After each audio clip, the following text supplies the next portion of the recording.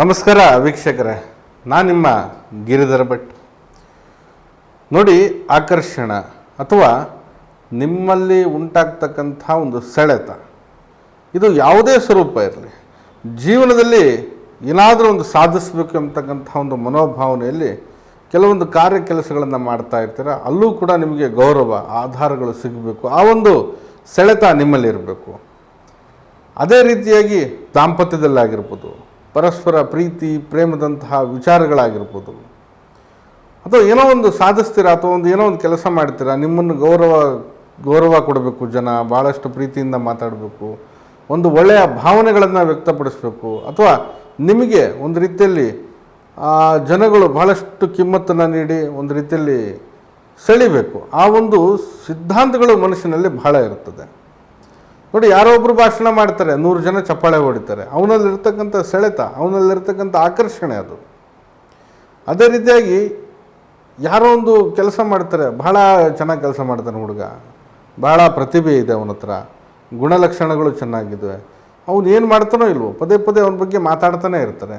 ಈ ರೀತಿಯಾಗಿ ಈ ದಾಂಪತ್ಯದಲ್ಲಿ ಒಂದು ರೀತಿಯಲ್ಲಿ ಭಾವನೆಗಳು ಸರಿ ಇರೋದಿಲ್ಲ, ಸ್ಪಂದನೆಗಳು ಸರಿಗಿರೋದಿಲ್ಲ.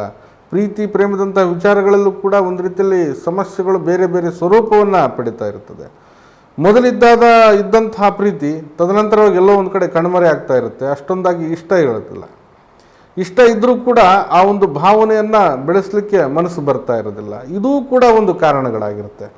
ಎಲ್ಲಿ ಮನುಷ್ಯ ಆಕರ್ಷಣ ಅನ್ನೋದು ಕಳ್ಕೊತಾನೆ, ಅಥವಾ ತೇಜಸ್ಸನ್ನು ಕಳ್ಕೊತಾನೆ, ಅಥವಾ ಅವನಲ್ಲಿರ್ತಕ್ಕಂಥ ಏನು ಒಂದು ಅಟ್ರಾಕ್ಷನ್, ಆ ಪವರ್ ಅನ್ನೋದು ಕಡಿಮೆ ಆಗುತ್ತೆ, ಯಾವುದರಲ್ಲೂ ಸಹ ಅವನಿಗೆ ಇಂಟ್ರೆಸ್ಟು ಬರೋದಿಲ್ಲ. ಹಾಗೆ ಯಾರೂ ಸಹ ಅವನಿಗೆ ಭಾಳಷ್ಟು ಮುತುವರ್ಜಿನೂ ಕೊಡೋದಿಲ್ಲ ಎಂಬುದಾಗಿ ನಾವು ನೋಡ್ಬೋದಾಗಿದೆ. ಮೊದಲನೇದಾಗಿ ದಾಂಪತ್ಯ ಮೊದಲು 1 ವರ್ಷ ಭಾಳ ಚೆನ್ನಾಗಿರ್ತಾರೆ, ಆಮೇಲೆ ಏನೋ ಒಂದು ರೀತಿಯಲ್ಲಿ ಕಾಟಾಚಾರಕ್ಕೇನೋ ನನ್ನ ಗಂಡ ನನಗೆ ಮಾತಾಡ್ತಾ ಇಲ್ಲ, ನನ್ನ ಹೆಂಡತಿ ಚೆನ್ನಾಗಿಲ್ಲ, ಇಂತಹ ಒಂದು ಮಾತುಗಳು ಬಹಳ ಕೇಳ್ತಾ ಇರ್ತೀವಿ. ಅದೇ ರೀತಿಯಾಗಿ ಪ್ರೇಮಿಗಳಲ್ಲಿ ನೆಗ್ಲೆಕ್ಟ್ ಮಾಡ್ತಾ ಇದ್ದಾನೆ, ಫೋನ್ ಮಾಡೋದಿಲ್ಲ, ಭಾಳಷ್ಟು ಸುಳ್ಳು ಹೇಳ್ತಾನೆ, ಮೊದಲಿನಾಗಿ ವಿಶ್ವಾಸ ತೋರಿಸ್ತಾ ಇಲ್ಲ, ಇಂತಹ ಮಾತುಗಳು. ಹಾಗೆ ಕೆಲಸ ಕಾರ್ಯದಲ್ಲೂ ಅಷ್ಟೇ, ನಾನು ಎಷ್ಟೇ ಕೆಲಸ ಮಾಡಿದ್ರೂ ಕೂಡ ನನಗೇನು ಸಿಗಬೇಕು ಗೌರವ ಸಿಗ್ತಾ ಇಲ್ಲ. ನಿನ್ನೆ ಬಂದವ್ರಿಗೆಲ್ಲ ಭಾಳಷ್ಟು ಗೌರವ ಇದೆ, ಅವರಿಗೆ ಪ್ರಾಧಾನ್ಯ ಕೊಡ್ತಾರೆ.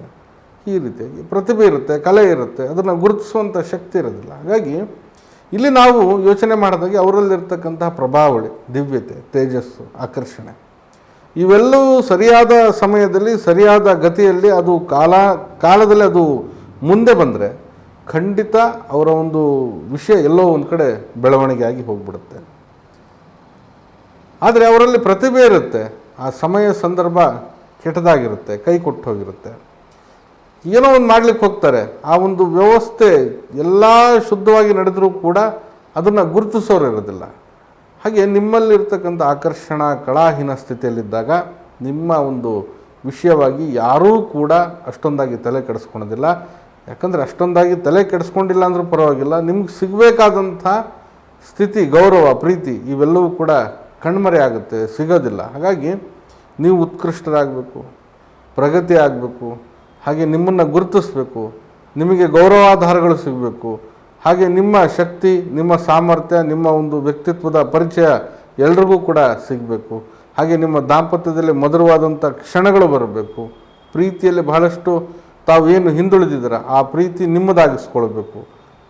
ಇವೆಲ್ಲವೂ ಕೂಡ ನಿಮ್ಮಲ್ಲೇ ಇದೆ, ನೀವು ಮಾಡಿಕೊಳ್ಳುವಂಥ ಒಂದು ತಂತ್ರದಲ್ಲೇ ಇದೆ.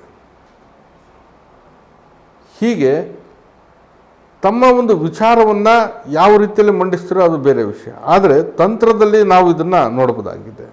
ನಿಮ್ಮ ಆಕರ್ಷಣ, ನಿಮ್ಮ ಒಂದು ಶಕ್ತಿಯುತವಾದಂಥ ವ್ಯವಸ್ಥೆನ, ನಿಮ್ಮ ಲಕ್ಷಣವನ್ನು ನೀವು ಸರಿಪಡಿಸ್ಕೊಳ್ಬೋದು. ಹೇಗೆ ನೋಡಿ, ನೀವು ಮಾಡಬೇಕಾಗಿರ್ತಕ್ಕಂಥ ವಿಧಾನವನ್ನು ನೋಡಿ. ಮೊದಲನೇದಾಗಿ ಮುಟ್ಟಿದರೆ ಮುನಿ ಎಂಬುದಾಗಿ ಹೇಳ್ತೀವಿ ನಾವು. ಈ ಮುಟ್ಟಿದರೆ ಮುನಿಯನ್ನು ತೆಗೆದುಕೊಳ್ಳಿ. ಇದು ಸಹ ಬೆಳೆದಿರುತ್ತೆ ಆ ಹಾದಿಯಲ್ಲಿ ಎಲ್ಲ, ಅಂದರೆ ಒಳಮುಚ್ಚುವ ಸಸಿ ಗಿಡ ಎಂಬುದಾಗಿ ಹೇಳುತ್ತಾರೆ.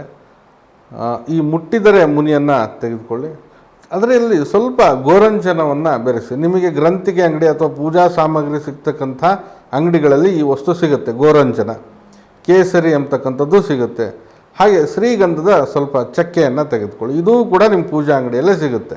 ಮುಟ್ಟಿದರೆ ಮುನಿ ನಿಮಗೆ ದಾರಿಯಲ್ಲೆಲ್ಲಾದರೂ ಸಿಕ್ಕೇ ಸಿಗುತ್ತೆ, ಅದೇನು ದೊಡ್ಡ ವಿಷಯ ಅಲ್ಲ. ಇಷ್ಟು ಪೂಜಾ ಸಾಮಗ್ರಿಯಲ್ಲಿ ಇರ್ತಕ್ಕಂಥ ಅಂಗಡಿಗಳಲ್ಲಿ ಅಥವಾ ಗ್ರಂಥಿಗೆ ಅಂಗಡಿಗಳಲ್ಲಿ ಸಿಗುತ್ತೆ. ಎಲ್ಲಿ ಸಿಗುತ್ತೆ, ಹೇಗೆ ಸಿಗುತ್ತೆ ಎಂಬುದಾಗಿ ಕರೆ ಮಾಡಿ ಕೇಳೋದಲ್ಲ, ಸಿಕ್ಕೇ ಸಿಗುತ್ತೆ, ಹುಡುಕ್ಬೇಕಷ್ಟೇ ನೀವು. ಇದೆಲ್ಲವನ್ನು ಬೆರೆಸಿ ಇದನ್ನು ಸಂಪೂರ್ಣವಾಗಿ ಯಾವುದಾದ್ರೂ ಈ ಕರ್ಪೂರದ ಜೊತೆಗೆ ಸೇರಿಸಿ ಅಥವಾ ಯಾವುದಾದ್ರೂ ತೈಲದವನ್ನು ಬೆರೆಸಿ ದಹನ ಮಾಡಿಕೊಳ್ಳಿ. ಅಂದರೆ ಸಂಪೂರ್ಣ ಸುಟ್ಟಾಕಿ ಇದನ್ನು ದಹನ ಮಾಡಿ ಅದರ ಒಂದು ಅವಶೇಷಗಳೇನಿರ್ತದೆ, ಏನು ಇದ್ಲಾಗಿದ್ದನ್ನ ಪುಡಿ ಮಾಡಿ ಅಥವಾ ಬೂದಿ ಆಗುತ್ತೆ, ಈ ಬೂದಿಯನ್ನು ತಾವು ಸೋಸ್ಕೊಳ್ಳಿ. ಅದನ್ನು ಜರಡಿ ಹಿಡಿದು ಒಂದು ರೀತಿಯಲ್ಲಿ ಡಬ್ಬಿಯಲ್ಲಿ ಹಾಕಿಡಿ. ಇದಕ್ಕೆ ಹಸುವಿನ ತುಪ್ಪವನ್ನು ಮಿಶ್ರಣ ಮಾಡಿ ಪ್ರತಿನಿತ್ಯ ತಾವು ಹಣೆಗೆ ಹಚ್ಕೊಂಡೋಗಿ ಈ ತಿಲಕವನ್ನು. ಇದು ನಿಮ್ಮಲ್ಲಿರ್ತಕ್ಕಂತಹ ರಾಹು ತತ್ವವನ್ನು ಕೂಡ ಸರಿ ಮಾಡುತ್ತೆ, ಕಳಾಹೀನ ಕಳಪೆಯಾಗಿರ್ತಕ್ಕಂಥ ಲಕ್ಷಣ ಸ್ಥಿತಿಯನ್ನು ಸರಿ ಮಾಡುತ್ತೆ.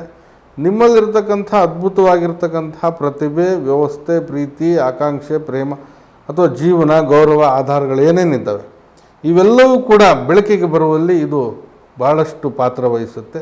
ಹಾಗೆ ಎಲ್ಲರೂ ಕೂಡ ನಿಮ್ಮನ್ನು ನೋಡ್ತಾರೆ, ನಿಮ್ಮ ವ್ಯಕ್ತಿತ್ವದ ಪರಿಚಯ ಕೂಡ ಎಲ್ರಿಗೂ ಆಗುತ್ತೆ. ಹಾಗೆ ನಿಮಗೆ ಸಿಗುವಂಥ ಗೌರವಗಳು ಕೂಡ ಸಿಗುತ್ತೆ. ನಿಮ್ಮಲ್ಲಿರ್ತಕ್ಕಂಥ ವಿಶೇಷವಾದಂತಹ ದೃಷ್ಟಿ ಎಲ್ಲರನ್ನೂ ಸಹ ಮಂತ್ರಮುಗ್ಧತೆಯನ್ನಾಗಿ ಮಾಡ್ಬೋದು. ಅಂಥ ಒಂದು ಶಕ್ತಿ ಈ ಒಂದು ತಂತ್ರದ ಅಡಿಯಲ್ಲಿ ನಾವು ನೋಡ್ಬೋದಾಗಿದೆ. ಮುಟ್ಟಿದರೆ ಮುನಿ, ಗೋರಂಜನ, ಕೇಸರಿ, ಶ್ರೀಗಂಧದ ಚಕ್ಕೆ ಸರಿಯಾಗಿ ಯಾವುದಾದ್ರೂ ಕರ್ಪೂರ ಅಥವಾ ಎಣ್ಣೆಯಲ್ಲಿ ಬೆರೆಸಿ ಸಂಪೂರ್ಣ ದಹನ ಮಾಡ್ಕೊಂಡು ಅದರ ಬೂದಿಯಲ್ಲಿ ಅಥವಾ ಅದರ ಇದ್ದಲನ್ನು ಪುಡಿ ಮಾಡ್ಕೊಂಡು ತಾವು ಹಣೆಗೆ ಹಚ್ಕೊಳ್ಬೇಕು. ದೇಸಿ ಹಸುವಿನ ಶುದ್ಧ ತುಪ್ಪದಲ್ಲಿ ಬೆರೆಸಿ ಹಣೆಗೆ ಹಚ್ಕೊಂಡು ಹೋಗುವಂಥ ಒಂದು ಪ್ರಯತ್ನ ಮಾಡಿ. ಖಂಡಿತ ಇದು ನಿಮಗೆ ಆಕರ್ಷಣ ಅಥವಾ ಏನು ಎಲ್ಲರೂ ನಿಮ್ಮನ್ನು ನೋಡಬೇಕು ಅಥವಾ ನಿಮ್ಮತ್ತ ಸೆಳೆಯುವಂಥ ಒಂದು ಪ್ರಕ್ರಿಯೆಗಳೇನಿದ್ದಾವೆ ಅದು ನಡೆಯುತ್ತೆ ಎಂಬುದಾಗಿ ನಾನು ಖಂಡಿತವಾಗಿ ಹೇಳ್ತಾ ಇದ್ದೀನಿ. ಮಾಡಿ ಖಂಡಿತ ಇದರಿಂದ ಶುಭ ಫಲಿತಾಂಶ ಅನ್ನೋದನ್ನ ತಾವು ಪಡಿಬೋದಾಗಿದೆ. ನಾನು ನಿಮ್ಮ ಗಿರಿಧರ್ ಭಟ್.